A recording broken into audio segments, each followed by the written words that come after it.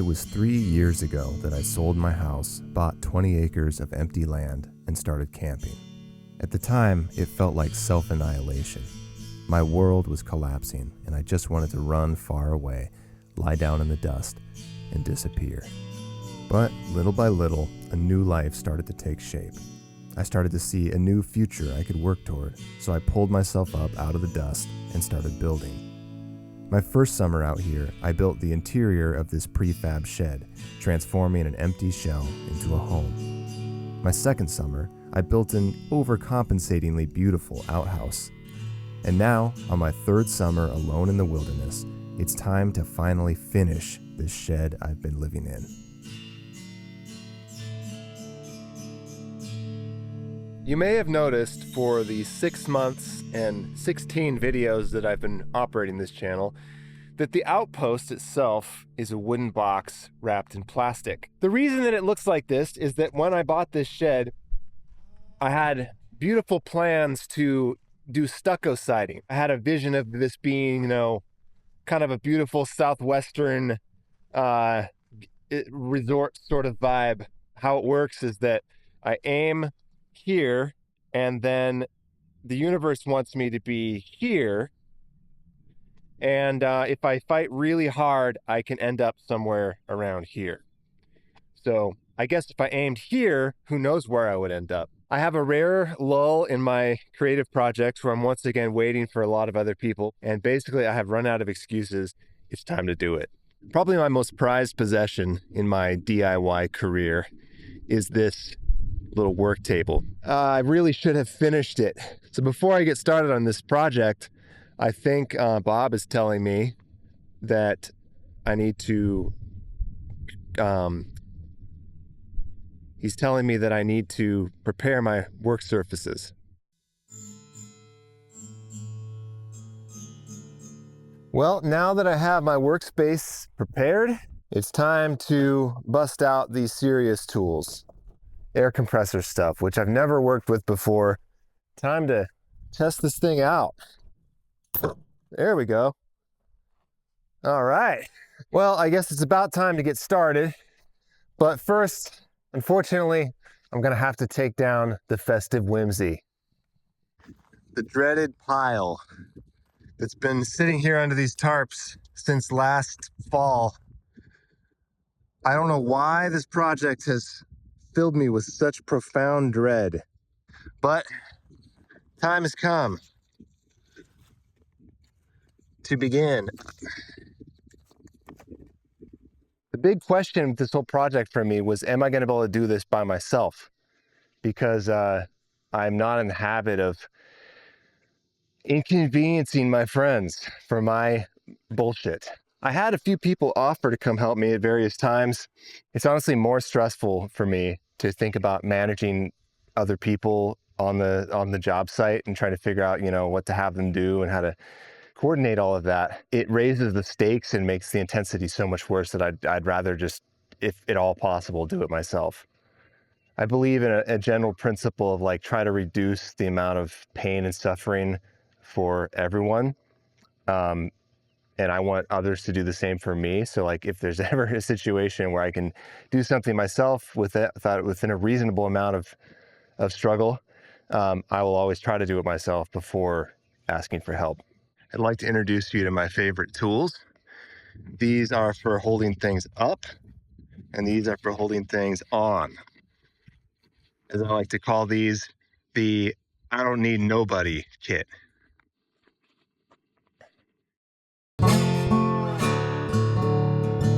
Going to be a little tricky to do this solo, despite my earlier braggadocio.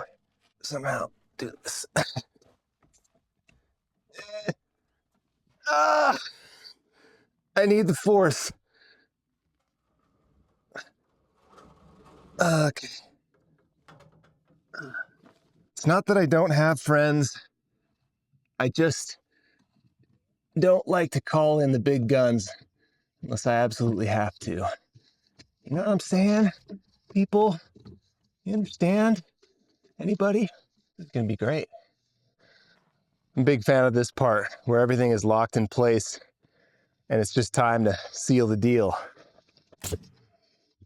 So, you know, it's all a learning experience.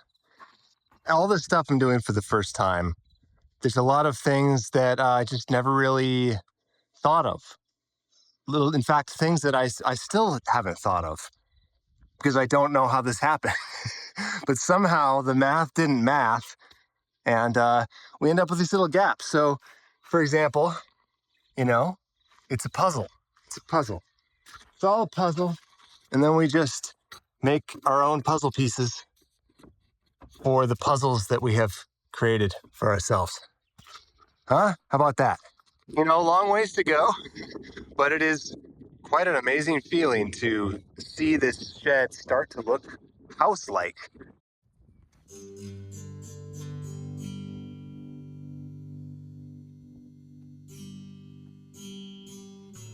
I live on the peak of a minor mountain, which gives me the most dramatic skies I've ever seen. An incredible variety of cloud formations swirl up from the air currents that flow across this vast openness. But the downside of this is that the weather is wildly unpredictable. The forecast is useless. Whole new weather systems can roll over the peak without warning. Clear blue skies one moment, thunderstorms the next. It's meteorological mayhem. This has been the biggest obstacle for my work. I'm losing a lot of days to sudden weather shifts that always seem to hit at the exact moment I pull out my tools.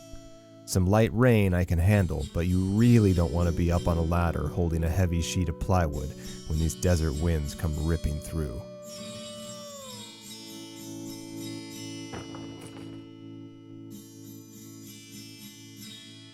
Removing the guard was a little sketchy, but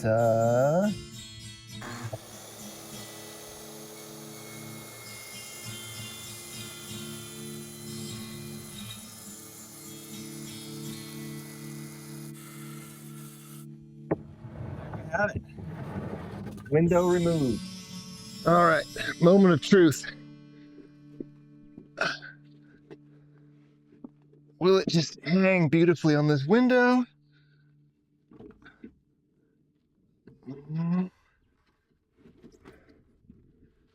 Oh, almost, kind of. Yes. Damn, that's a perfect fit. I didn't expect it to be that perfect. Holy shit.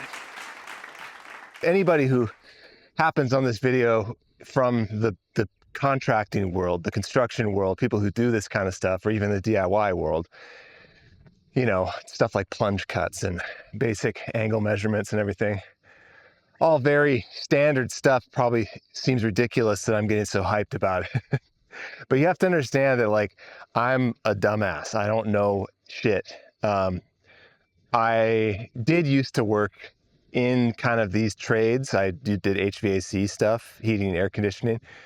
And so, like, I know I have a background with tools and stuff, but it's been a long time. Like, I quit that job when I was 19 or 20. And since then, it's been a pretty hands-off lifestyle until I got out here.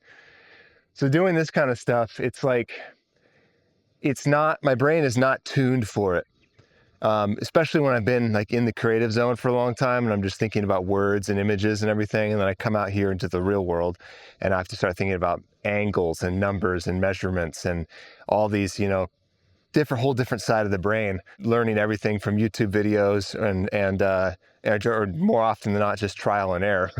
So like when I figure out, you know, how I think I should do something and then I do it that way and it actually works, it's sort of stunning for me. It's like it's a big victory over the forces of nature and reality, because I often feel like I'm battling the principles of the universe. Like, I'll make a measurement that says 5 inches, measure it, put it in a 5-inch gap, and somehow it's not the right size. Even though the measurement said it was, it just ends up not. And just like, it feels like reality rewrites itself around me sometimes. And I know it's my fault somehow, but it's just, there's so many different factors that can go wrong. It's hard to figure out what I did wrong sometimes.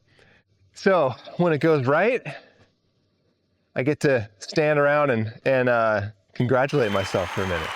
Now this next piece, probably gonna be the trickiest of the whole job because I have to make a double-sided puzzle piece and have it all line up with these windows, which aren't even exactly perfectly aligned. Good luck, me. No problem. Yeah, this got real messy. As long as I remember, not this one, but actually, yes, this one, because I exited out by mistake. So don't not do this line.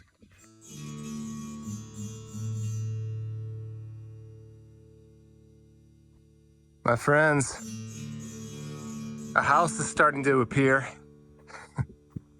Will this even be shed life anymore when this is done? I don't know. This does feel like a transition. For 3 years, I've been reveling in self-deprecation as a once popular author shitting in a bucket and living in a plastic-wrapped box. But when this project is done, I can call the shed a cabin, and it really won't be an ugly life. Will it finally be time to emerge from my bunker and take a look around this new world I'm inhabiting? Start heading into town more often, get involved in the community, maybe check out the wilderness dating scene? Hard to imagine, but I'm starting to. Oh, wow.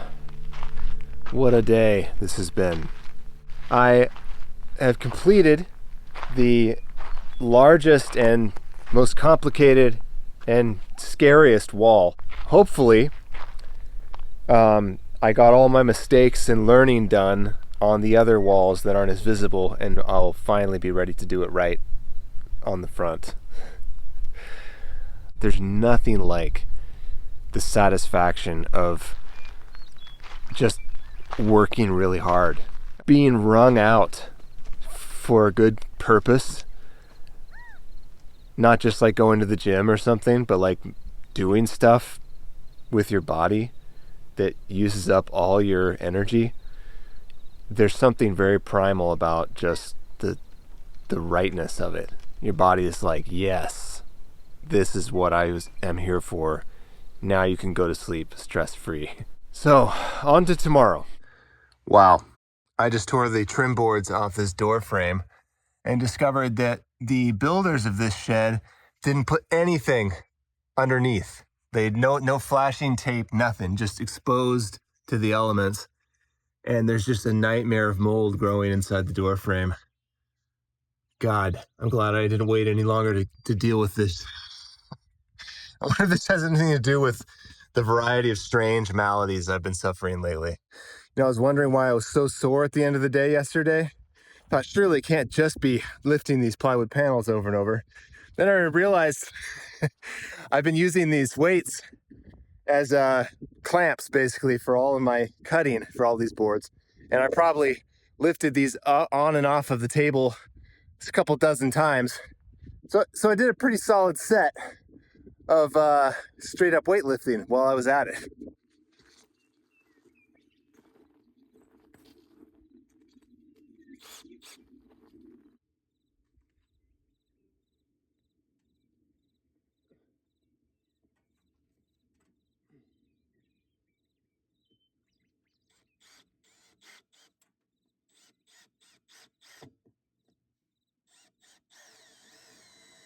This is definitely not going to be a how-to video. I'm not going to spend much time on actual construction tips because I'm not that guy.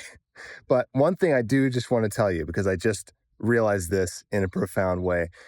When you're doing weird, tricky stuff, like whatever this is, it really pays to spend a little extra for like fancy fasteners.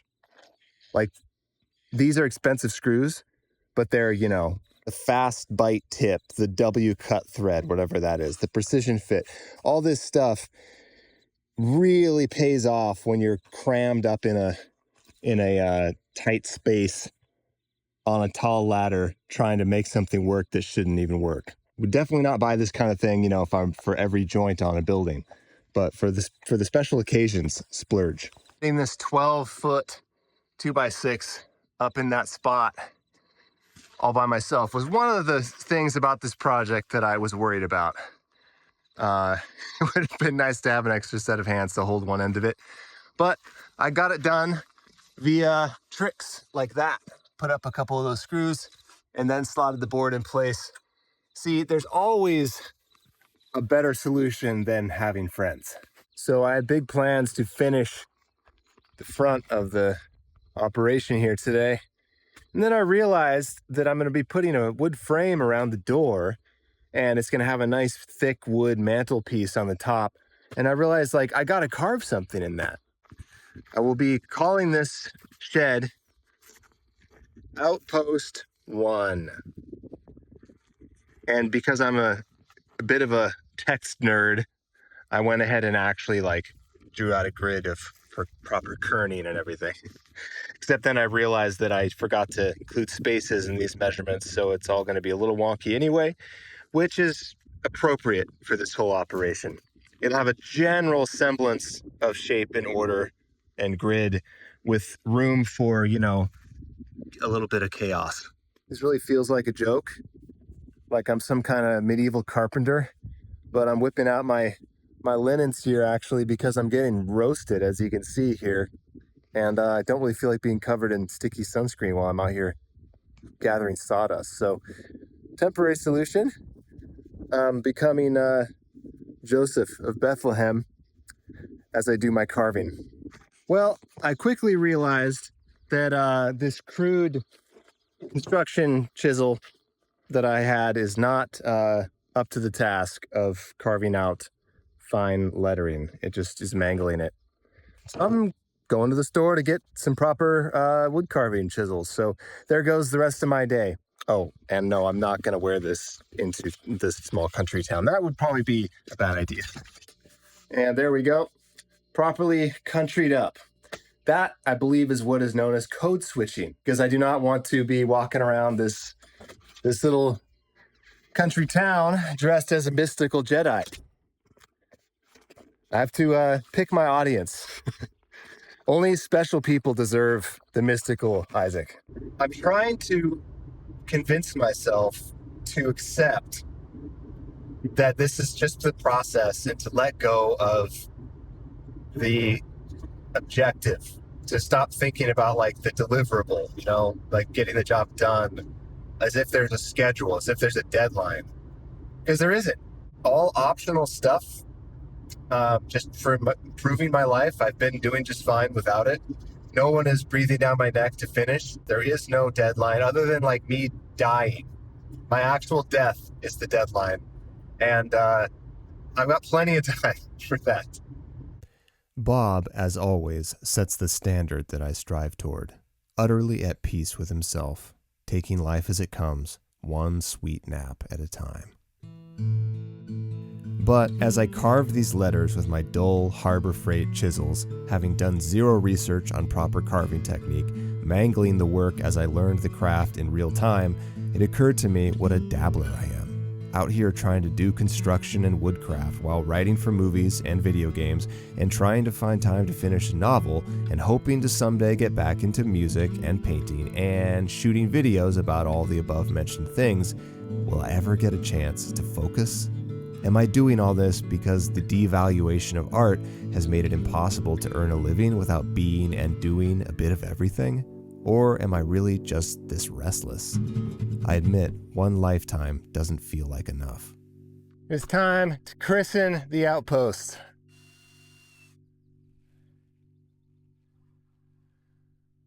There it is. Outpost 1. Hopefully, oh, hello. The inspector has arrived. Crap, I hope I am up to code here, Bob. Inspector Bob. Can I bribe you with some neck scratches?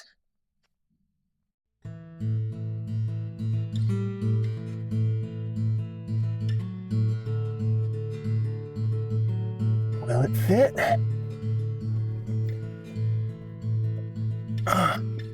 Fuck yeah, dude. I mean, close enough. It is getting late.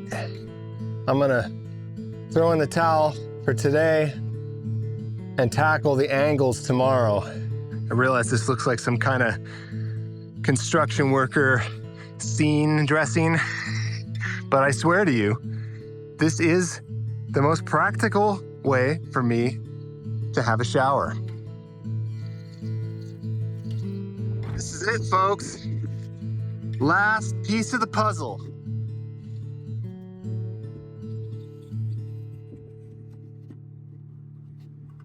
It doesn't fit. I was wrong. It does fit. In fact, it just fits so well because I compensated after learning my lesson with these gaps to make it perfect. So it fits so good that it didn't fit. Life lessons or something. Now we move on to the next step, which is, what would you call it? The painting and sealing and trimming, the pretty step, the prettification. Today I discovered something amazing for the DIYer who is constantly fucking up. I try my best, but sometimes complicated operations like this, they end up with some little gaps, some little unexpected flaws. And I just discovered something called backer rod, which allows you to squeeze this into the crack, and then you can caulk right over it and no one will ever know. I am absolutely ecstatic about this discovery. This is life-changing. All of my sins will be washed away in the cleansing tide of caulk. I have taped off the windows like a big boy. This is also an interesting example of how rapidly the learning process works. Where the first one I did is absolutely mangled. I didn't know how to do it effectively or efficiently. And then by the time I got to the second window, much cleaner. So this really is why, in a nutshell, all these DIY projects are so laborious and time consuming for me, is because it's that first time. Every new project, you have this fumbling learning period where you do stuff you've never done before and you're not really sure how to do it and no one's there to tell you, so you just wing it. And it takes a while to get the hang of it, figure out the effective way to do it. This is why there's so many clips in my time lapses in this video of me just standing there like, how do I do this? Staring at the wall for what looks like hours, because I have to figure it all out in my head. No one's can tell me. YouTube can't even tell me. You go on YouTube and look up stuff and it's just like half the time it's so specific to their specific version of the scenario that it just doesn't even apply to you. So it's like, well, I got to figure out my own way. For a limited time, Outer Edge Outpost in 3D.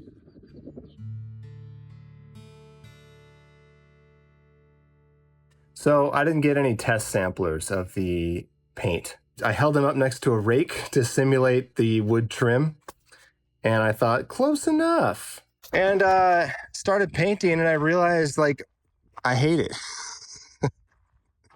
It just does not look the same to me. Times like these that I really hate being a visually minded artist type, because I'm just like, I can't. Unfortunately, I already painted almost the entire house because I thought if I just kept going, I would get used to it. It would grow on me. But the opposite happened. I decided it was less fine the more I added to it. And I've got to cover it up. Whole house repainted today. Much happier with this look. It matches the ground almost exactly, which was my goal. I wanted to kind of look like a natural feature. But wow, what a day.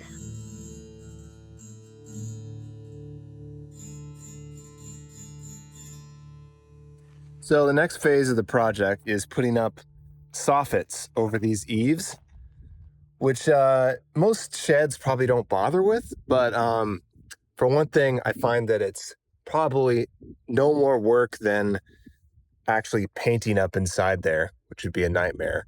And also, bugs love it up there. I don't know what it is about the eaves, but crane flies, moths, mosquitoes, wasps especially love to hang out at my eaves. And I'm trying to convince those people that this is not the place for them.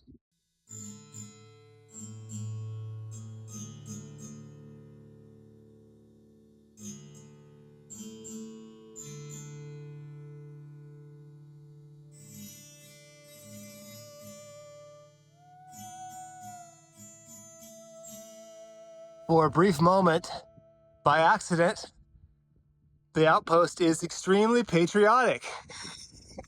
Oops, all American. So the time has come to put trim on the windows, and I thought I'd be fancy and measure one direction of both windows, then go cut the boards.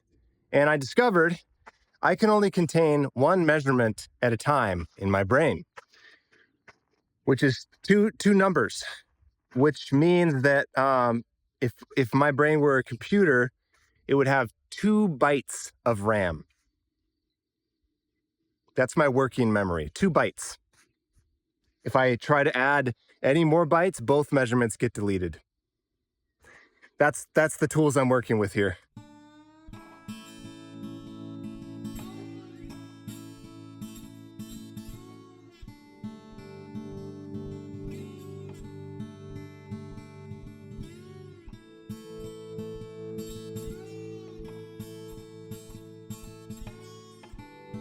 This side of the house is the part that has always scared me the most about this project. Just the sheer height of it. That problem with being able to apply pressure to the screw is really going to be an issue up here, because there's no way to get good leverage against this. Can I get it started without any leverage? Yeah.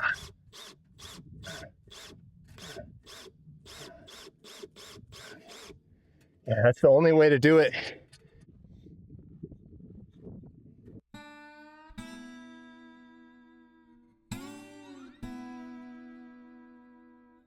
Well, I knew I shouldn't have said anything about finishing today. I thought I had it all lined up, and then I ran out of screws. There's probably some DIYer somewhere in the world who can look at the project and mentally add up the exact number of screws it will require to finish and go out and buy that exact number of screws.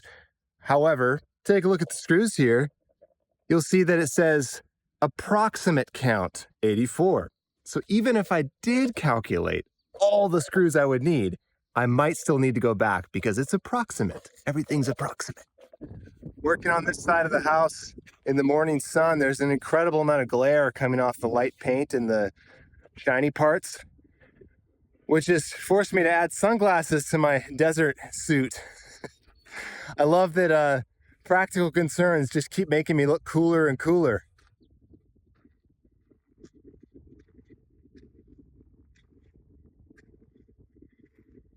Hell yeah. Well, my friends, I've said this a few times already, but today is the day. It has to be, because it's basically done. There's no way I don't finish this today. And this is what I get for my hubris. Out of nowhere, wind and rain. All day, apparently. Despite the weather forecast, nothing's happening today. Tomorrow. Rain from a clear blue sky. Every day, more evidence that reality is not really that real.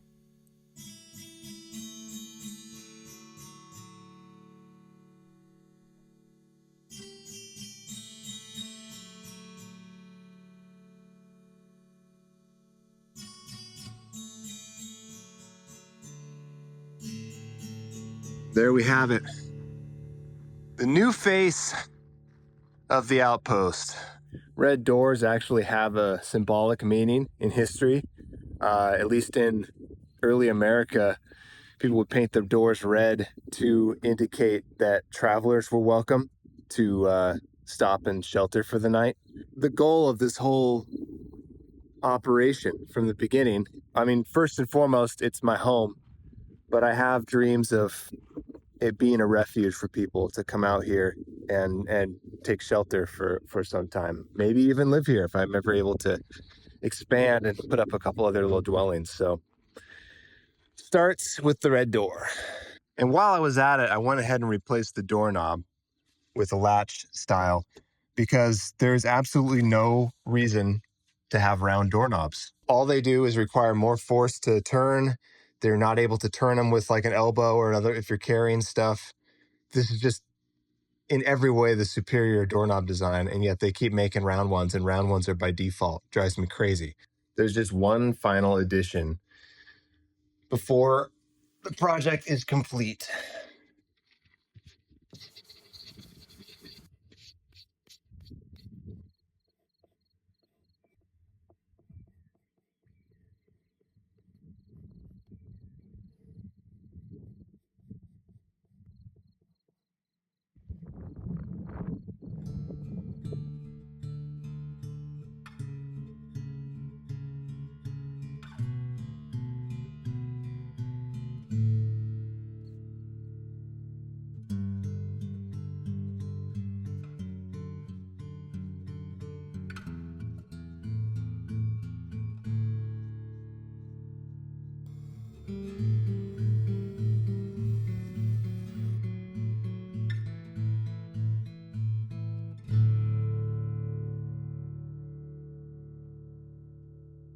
After 3 years of fumbling around with saws and screws, I have finally put together a home, a place I can settle into and feel surrounded by beauty and solidity instead of garbage and decay. I still dream of building the real house down below so I can live a little easier and have a place for guests, but for now, this feels good. I can put the tools away, clean up this construction site, and start really savoring what I have here, which is a lot.